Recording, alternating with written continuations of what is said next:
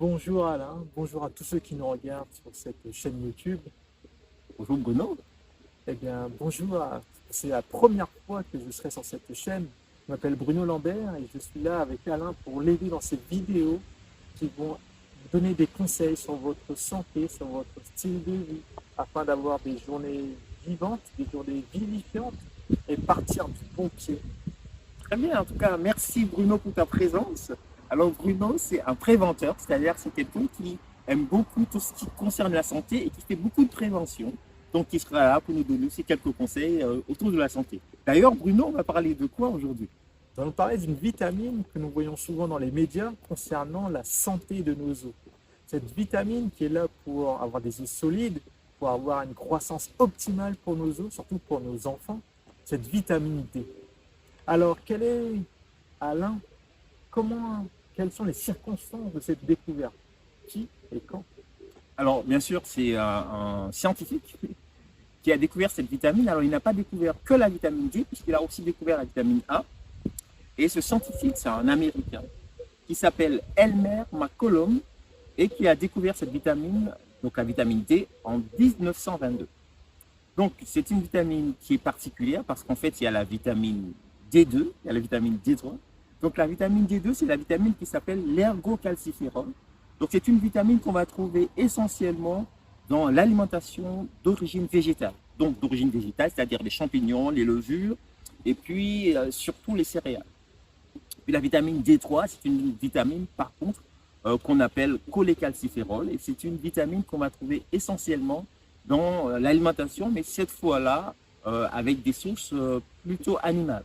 Donc, des sources plutôt animales, plus le poisson, les aliments lactés, etc. Et donc, ces vitamines, en gros, la vitamine D, sera aussi l'effet de l'action ou de la synthèse entre le soleil, l'action du soleil sur notre peau. Et finalement, je peux aussi dire que c'est une vitamine qui est aussi synthétisée essentiellement par le corps. Alors, par contre, j'ai une question pour toi. Étant donné que c'est une vitamine qui est souvent associée aux os, quel lien on peut faire entre les deux? Eh bien, ce lien qu'on peut faire, c'est que cette vitamine permet de fixer le calcium sur nos os. Mais justement, pour que nous puissions fixer ce calcium sur nos os, il faut que nous puissions l'ingérer, soit dans notre régime alimentaire. Et cette vitamine D permet aux intestins d'absorber ce calcium, de pouvoir le circuler là dans les différentes parties de nos os, de notre squelette, de nos muscles également, lors de l'utilisation de nos muscles dans nos efforts musculaires, afin que tout ce calcium soit utilisé de façon optimale dans notre organisme. Voici pourquoi nous devons avoir cette vitamine D pour nos os, pour qu'il soit solide, pour qu'il soit minéralisé, pour qu'il soit vraiment dans cette croissance optimale pour nos jeunes enfants, pour nos personnes âgées, afin qu'ils ne subissent pas trop de fractures. Alors, c'est intéressant hein, parce que dans les nouvelles recherches, on a d'autres axes qui montrent que cette vitamine D là aussi peut être active et est active en fait dans tout ce qu'on appelle la neuroprotection. Donc, tout ce qui concerne notre cerveau pour que son fonctionnement soit optimum. C'est une vitamine aussi qu'on retrouve dans la synthèse de l'insuline, puisque j'ai dit préalablement que le froid faisait essentiellement la synthèse de la vitamine D. Étant donné que le froid aussi fait la synthèse de l'insuline, donc il y a aussi une action de cette vitamine D-là dans la fabrication de l'insuline et dans le fait que l'insuline puisse circuler dans notre corps et nous permettre d'avoir un équilibre, surtout par exemple pour les personnes diabétiques. Ensuite, il y a aussi une action de la vitamine D dans les recherches récentes sur tout ce qui concerne l'immunité.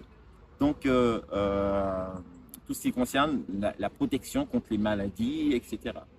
Et finalement, cette vitamine D est intéressante aussi, je crois que tu l'as un petit peu dit, hein, dans la protection euh, des os et dans la croissance en général. Merci Alain. Eh bien, les différentes sources, on a déjà commencé à vous énoncer, mais nous allons nous répéter.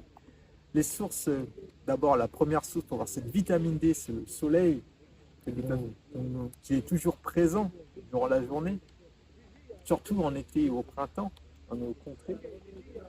Et également une source animale, que ce soit les poissons gras, que ce soit les viandes, que ce soit la matière grasse dans le lait, les jaunes d'œufs, mais également les matières végétales, que ce soit les champignons. Toutes ces sources permettent d'avoir cette vitamine D. Et si nous sommes en hiver, nous sommes en déficience de cette vitamine D, nous pouvons toujours nous rendre chez notre médecin ou dans des rayons pour avoir des compléments de vitamine D. Et bien sûr, si nous allons chez notre médecin Alain, nous faisons attention parce que notre médecin nous donne une dose prescrite pour notre organisme, pour notre style de vie, pour notre besoin personnel de vitamine D. Alors effectivement, ça ne sert à rien de prendre plus que la dose prescrite, plus que ce qu'il en faut. D'ailleurs, il y a il y a l'hypervitaminose, mais ce qui nous intéresse surtout aujourd'hui, sont les carences en vitamine D, puisqu'on a parlé du soleil et de la synthèse de la vitamine.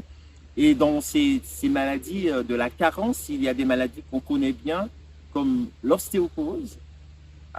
Il y a aussi une autre maladie qui ressemble aussi à l'ostéoporose, c'est l'ostéomalacie. Donc, ce sont des maladies en fait qui sont des maladies de carence en vitamine D et surtout en calcium. Donc, un manque de minéralisation de l'os, ce qui fait que les os sont fragiles. Les conséquences, c'est qu'on aura des douleurs. Et puis, la grosse conséquence, ce sont les fractures. Les fractures à la moindre chute, des fractures répétées parce que les os ne sont pas assez consistants. Et puis, il y a une autre maladie qu'on connaît bien aussi, c'est le rachitisme. Le rachitisme, c'est quand les enfants ne grandissent pas. Et quand les os ne grandissent pas et quand la croissance est limitée, justement à cause de cette absence de vitamine D. Et en lien avec cette vitamine D, parce que tu l'as bien dit, le calcium et le phosphore. Parce que ce qu'il faut bien comprendre, c'est que pour fixer le calcium, on a besoin de la vitamine D.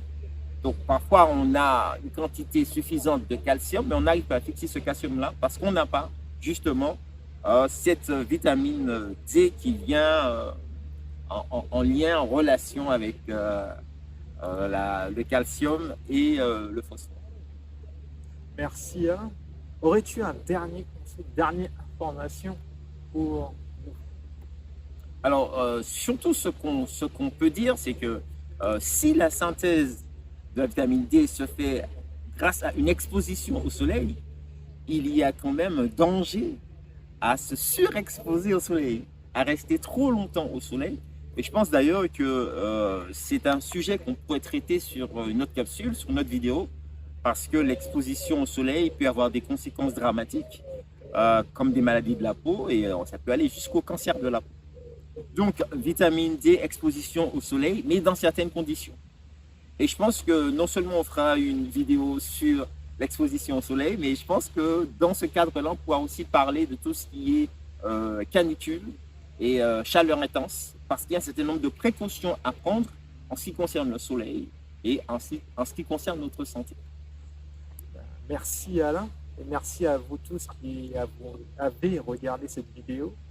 Et à la prochaine fois, nous ferons peut-être une vidéo sur la canicule, sur l'exposition au soleil, sur ses dangers, même si nous avons vu que c'était bénéfique d'avoir cette exposition au soleil pour synthétiser cette vitamine D, mais il y a toujours une tempérance dans notre style de vie, dans nos activités, comme le soleil également.